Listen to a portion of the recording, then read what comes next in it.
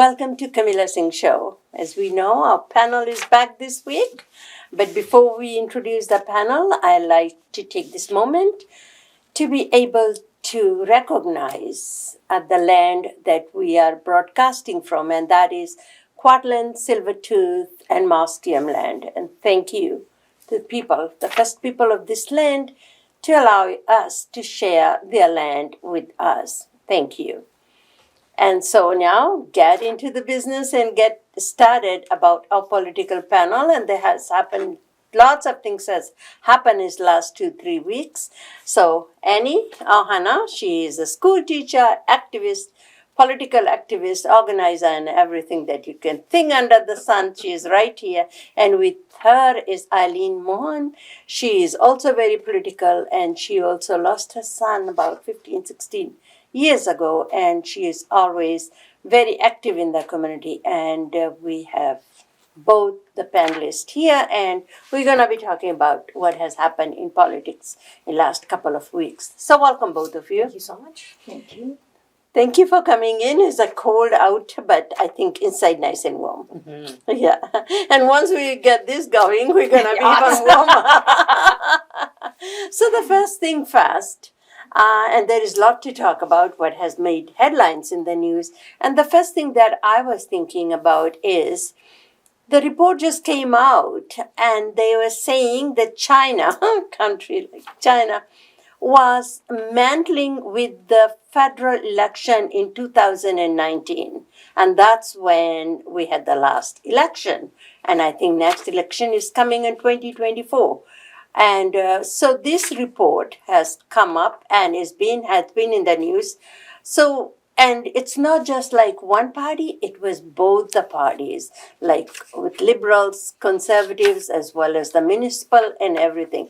So I want to talk to you, Annie. Mm-hmm. When you had the news about another country, we talk about USA and Russia. Mm-hmm. They always blame the Russia for, getting into politics or how vote will come out and all that. But I was so shocked as a country like Canada that another country can interfere like that.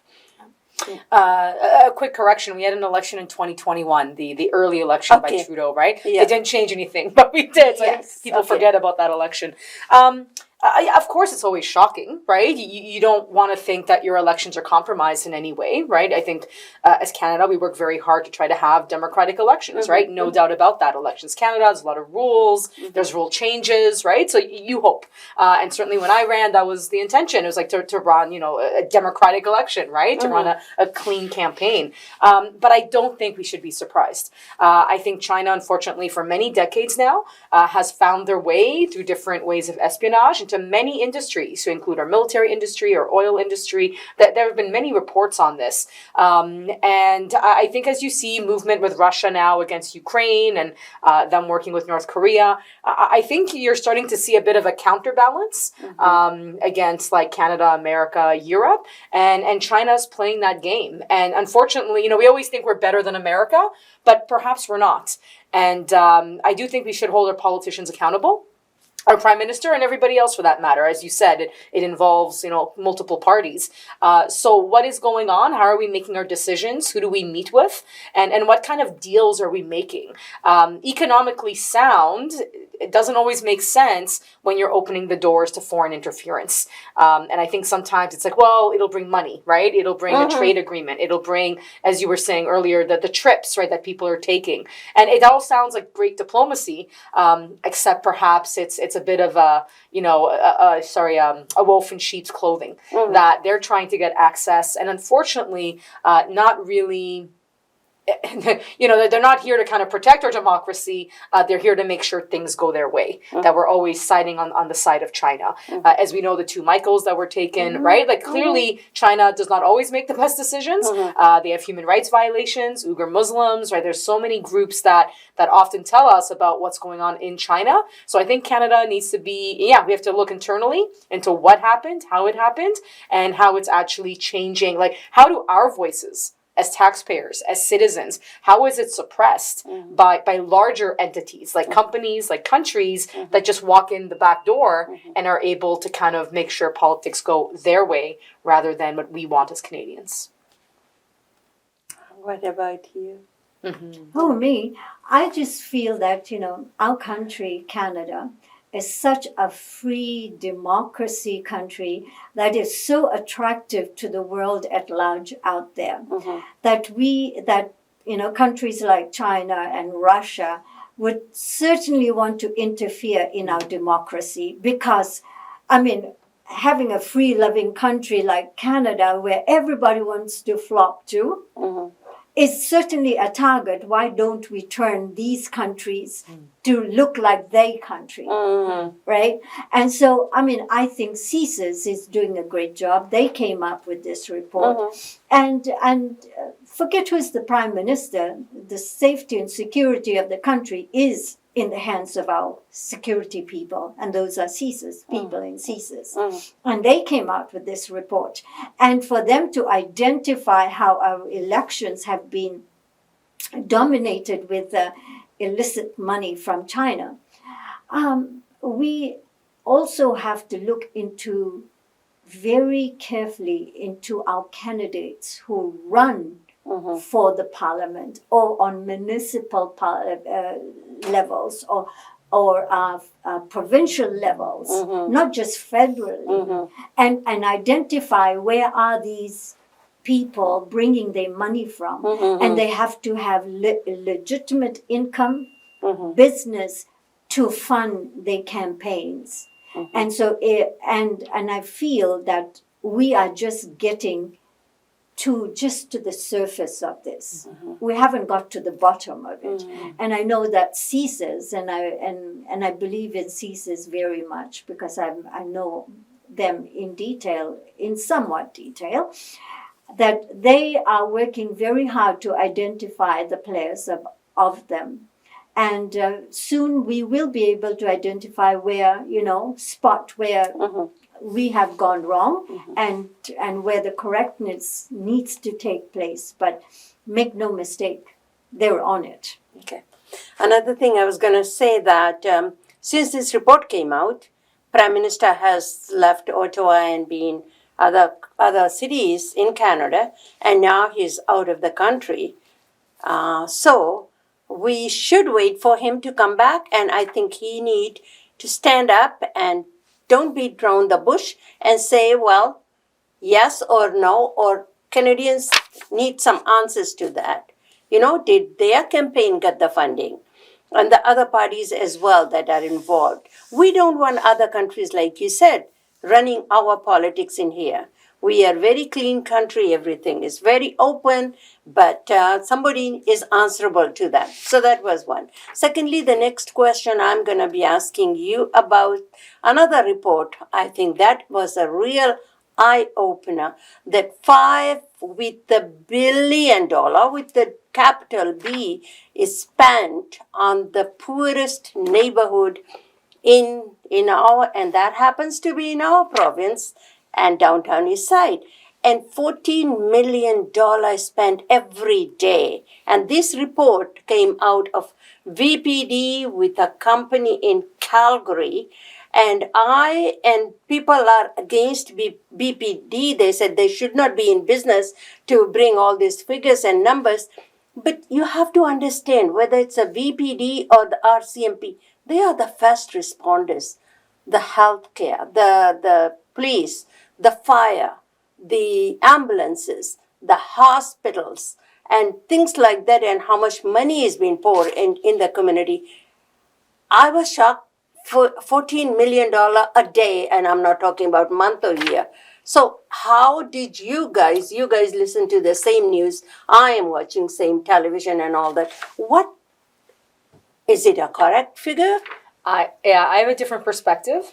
First of all, accountability is always important. And certainly how we spend money should always be looked into, right? And for people that are frontline responders and also frontline workers, so a lot of the nonprofits that were in this report, they put their lives on the line every day, right? To provide services and to protect.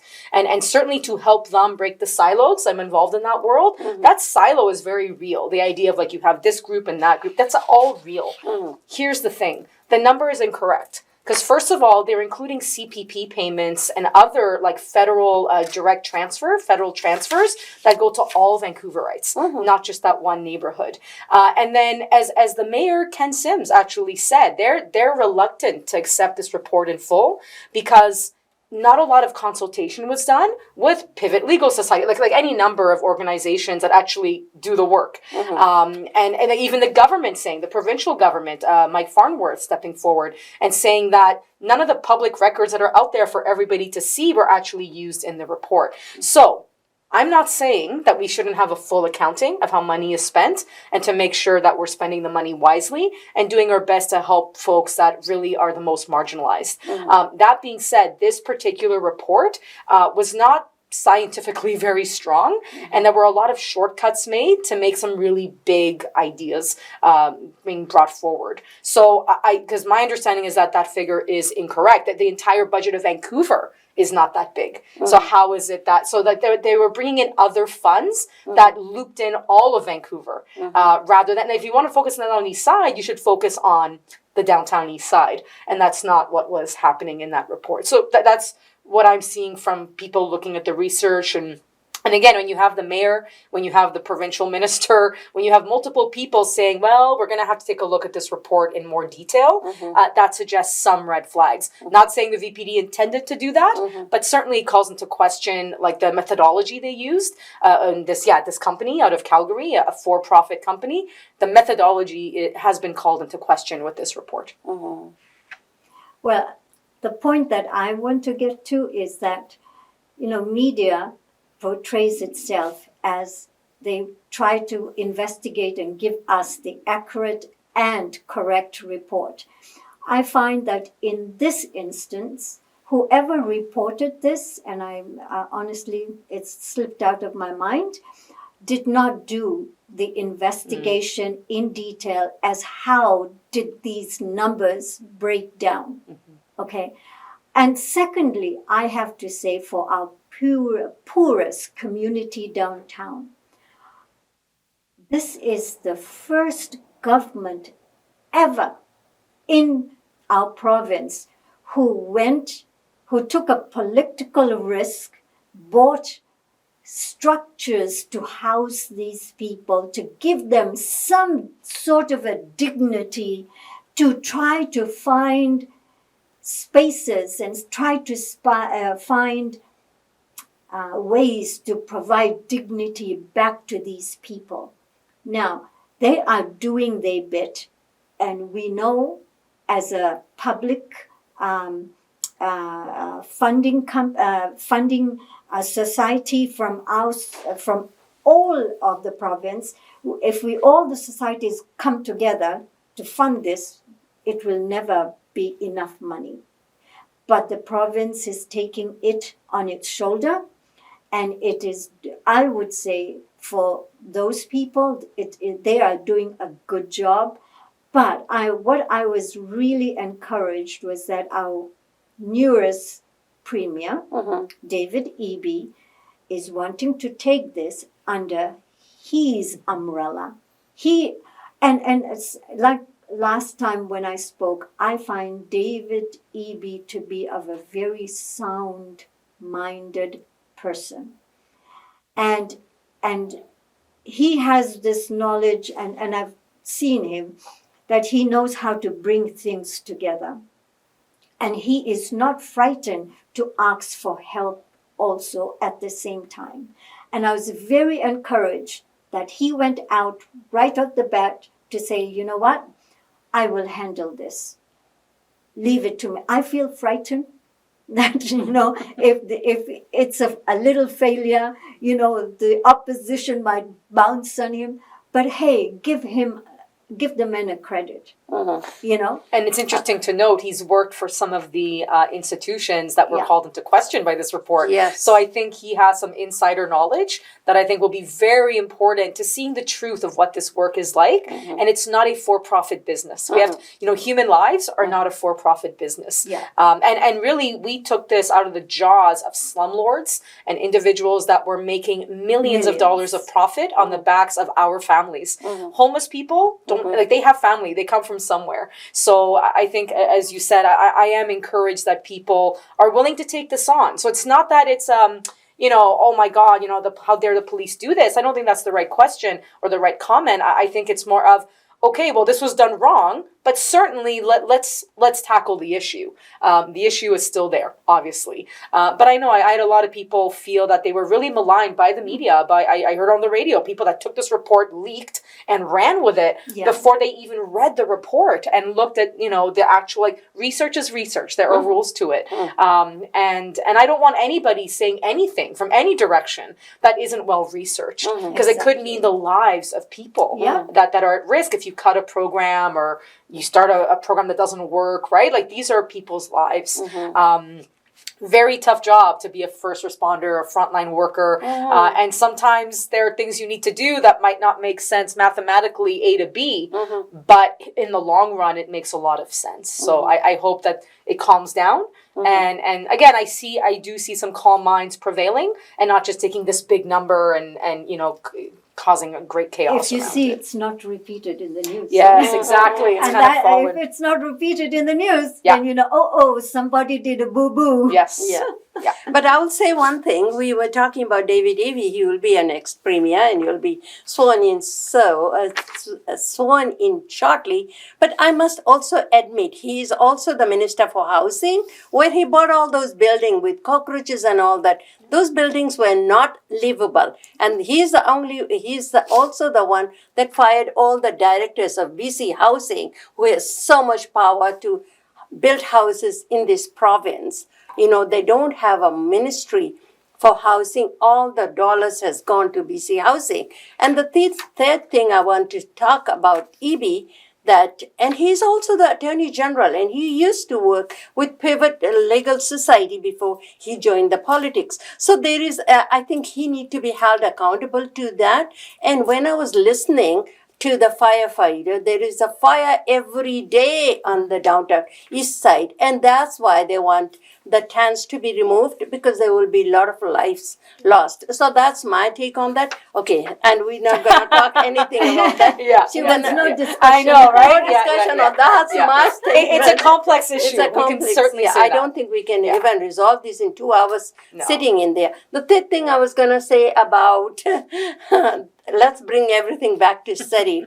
And the Surrey mayor is saying that she ran an election to get rid of the Surrey police board, police department.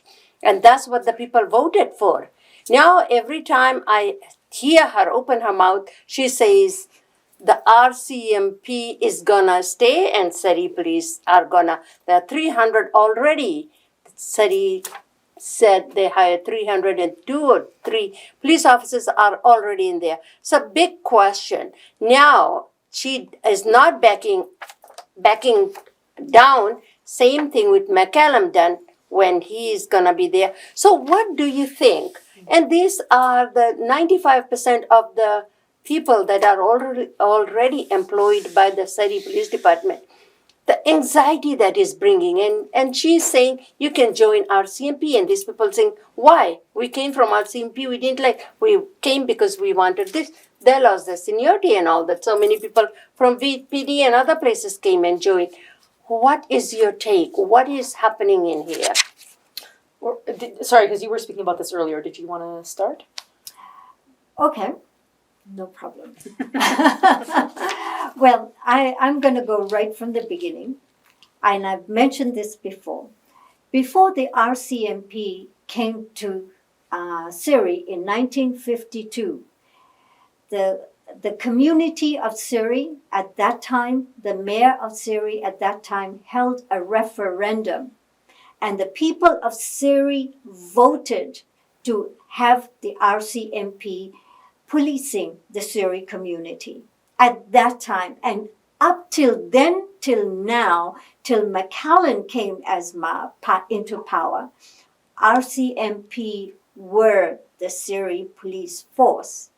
Correct. McCallum came, and and the present mayor was on McCallum's team. Yeah. Mm-hmm. He came and he campaigned for a regional police force, a police force for Surrey. I think Brenda had an ample opportunity while she was on the campaign trail with McCallum to say, no, let's keep Surrey RCMP. But that didn't happen. And then while they were together, she broke away from him. And then I was invited by the police community to register people for a referendum. And I worked on that and collected signatures that we couldn't get the referendum. And so the one person who ran as a mayor was Godi Hall. And he wanted a referendum. And he aligned with my principles. So I voted for him because I felt that the people of Surrey needs a referendum and needs to have a say. And then once that referendum has been enacted and the people's voice has been heard, then we need to enact into the law that RCMP is here to stay. Because I don't want a new mayor coming. For instance, if I run for a mayor, hypothetically, then I say, oh no, I want a police force, Eileen's police force. What will happen? No, that we need to put a stop to this. We need to put a stop. We need to get the people of Surrey engaged. We need to hear their voices and act into law that once we've selected our policing, no other mayor can change it unless we have a So my question to you is then, the only way we're going to resolve this party is saying that this people voted for me to have these people in, and then next door, this mayor is saying they have voted me to have this police in here. Do you support a referendum? Because the taxpayers, the bottom line is the Surrey Police Department will be paid by the taxpayers of Surrey. RCMP paid by the federal government and little money from the taxpayers as well for the safety. So are you in agreement? I'm all for having a next round of referendum. I ran for that. I was involved in that. I want the voices of Surrey to be heard either way. And once the voices are heard, I will accept it whether RCMP stays or goes. I don't think referendums are ever a bad idea, or very rarely. There are some issues that we might not want to go to referendum, but certainly this is a big possibility here. I think there's so many things at play, right? I got to present to the Surrey Police veteran classes. I was invited by an officer, and certainly a lot of them have interesting ideas around like community safety, right? And how to do that, right? And how perhaps for them, being with the RCMP didn't allow them to do that. I think there are issues within the RCMP. We have had any number of class action lawsuits, any number of allegations of toxic work environments for women, for people of color, for any number of ways. And there's also there's always in even Vancouver. I'm looking. Oh, absolutely. Because they are also. I'm just gonna say that. And that gets me to my point of like, at the end of the day, policing is not going to be the answer to everything. And I think we're seeing that. Because in all this debate, it's really about money, it's really about the uniform, but I don't hear a lot of talk about the actual issues, right, that are going on in our streets. And you'll have a lot of people that say, well, then what about, mental health supports? What about living wages? What about housing, right? Like there's all these other factors that, Baltic Singh Dillon says it often, we're not going to arrest our way out of these problems, right? So I do think at this point, it is a question about money. It is a question of like, well, if we stop the transition, because the price has ballooned so far. Yes. And I think where Doug McCallum, it does lay at his feet, is that an effective mayor, in seeing those kind of prices, would have put a stop and said, okay, I think we're going too far. What are the ideas that make sense, right? Where perhaps a change, and that's not to say that the RCMP can't transform or whatever. For me, I'm more of on the direction of like, how do we not use policing, you know, but anyways. But there will be here to No, I know, I understand that. I'm just saying, like, generally, you know, I want to see improvements in every facet of Surrey life, right? Don't tell me that more police officers is going to solve my problems that I see at my school, because that's not going to solve the problem of families that are struggling, right? So that I won't go into that. But just generally speaking, it was a complete ignorance, ineffectiveness, and I don't know, whoever was in his ear telling him what to do, that he completely ignored the budgetary reality of it all. And so now you have Brenda Locke, who was, you know, on his side and who did separate, and I think for at least 2 years was very much working on the sidelines almost, trying not to be part of it, and that's hard to do when you're on council as part of a team. But at the end of the day, we are in a really big mess. And perhaps and I get it, there was just an election. So supposedly that's a referendum. Well, I don't know if that is. We had 83 people running. Most people didn't know what they were voting, you know, who for. So I don't think that's, you know, a referendum is a clear question that people can vote for. And it's a 50% plus one majority, right? And then you make that decision. I certainly want to see, of the people that I know, that are mental health police workers, that people that have specialized training, I don't want to lose them. I think there are people that do care about our city, that want to work in Surrey. I don't necessarily want to lose them to Vancouver or New Westminster or Delta or whatever. So, but that is for them to decide on their severances and all that. I feel for Brenda. I think it's a tough. I'm going to say, I'm looking at the clock. Family, other time is up. And just I'm just going to say, likewise, I have people in our CMP I don't want to lose. Right? I mean, we have so, you know, we do need a solution. And I find that if we bring all the voices in together. 30 seconds, wrap up. 30 seconds.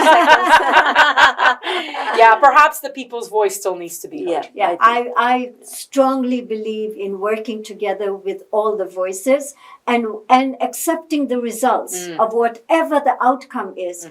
We have our CMP, we have this new police force, to be it, right? Okay.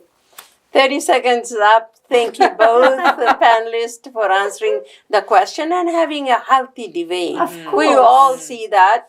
It impacts our lives. So for that reason, you are watching Kamilla Singh Show. Thank you very much for watching, and we'll be back with new topics and all that next week. Stay tuned to Kamilla Singh Show. Thank you, panelists. Thank you, Kamilla.